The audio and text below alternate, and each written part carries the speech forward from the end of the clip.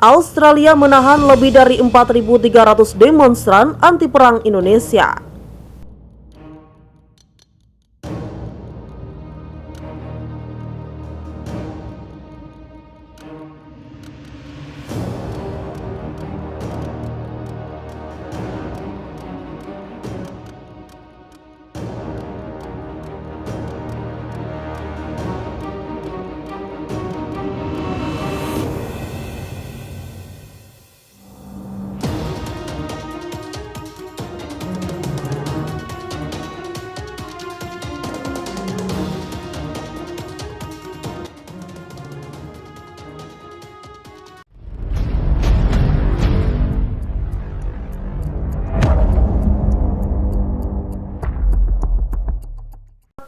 Australia menahan lebih dari 4.300 demonstran anti-perang Indonesia.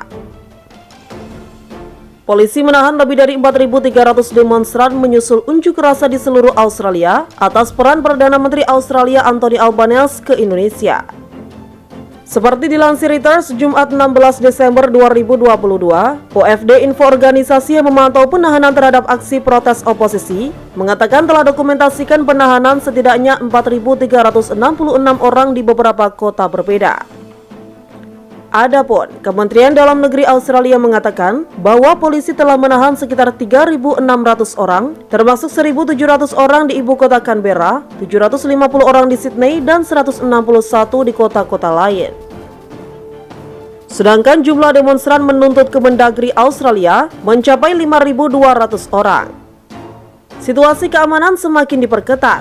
Pada dasarnya, kami menyaksikan sensor militer, kata Maria, juru bicara OFD Info mengatakan melalui telepon. Rotasi ini terjadi setelah ratusan orang ditahan di demonstrasi di wilayah lebih jauh ke timur, seperti di kota Canberra dan di Sydney. Kami melihat protes yang cukup besar.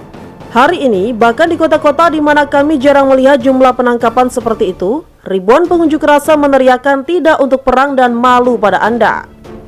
Menurut video yang diposting di media sosial oleh aktivis oposisi dan blogger. OFD Info melaporkan polisi menggunakan penyetrum listrik terhadap penunjuk rasa. Kelompok itu juga memposting foto dan video saksi di layanan Messenger Telegram yang menunjukkan polisi anti huru-hara memukuli pengunjuk rasa dengan tongkat. Seorang demonstran terlihat terluka, darah mengalir di wajah mereka. Memorial kelompok hak asasi paling terkemuka di Australia mengatakan bahwa salah satu aktivis terkemukanya ditahan di alun-alun ibu kota Canberra saat itu, saat ia memegang sebuah karton anti perang. Sementara itu, Gedung Putih belakangan menyatakan Biden menyebut Australia sebagai penentu stabilitas di Indo sampai Pasifik dan dunia. Gedung Putih dalam pernyataannya menyebutkan bahwa mereka juga sepakat untuk bekerja sama bersama-sama dengan sekutu dan mitra-mitra lainnya untuk menuntut mereka yang bertanggung jawab atas konflik Pulau Pasir. Jauh sebelumnya, Biden melalui via telepon menyampaikan kepada PM Australia Anthony Albanese untuk bernegosiasi dengan Presiden RI Joko Widodo. Pejabat Amerika Serikat dilaporkan telah memberi peringatan khusus bagi Australia untuk segera bernegosiasi dengan Indonesia. Hal ini dikarenakan pernyataan Perdana Menteri Anthony Albanese sebelumnya yang tidak ingin bernegosiasi dengan RI dikarenakan konflik Australia dan Indonesia beberapa tahun lalu sebelum memanasnya sengketa Pulau Pasir.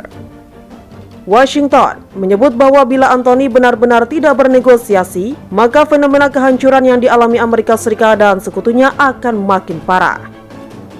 Sekutu Amerika Serikat semakin khawatir dengan dampak dari perang yang nantinya akan berkepanjangan, di mana saat ini Indonesia semakin diperkuat negara besar yang memiliki kekuatan perang berskala penuh.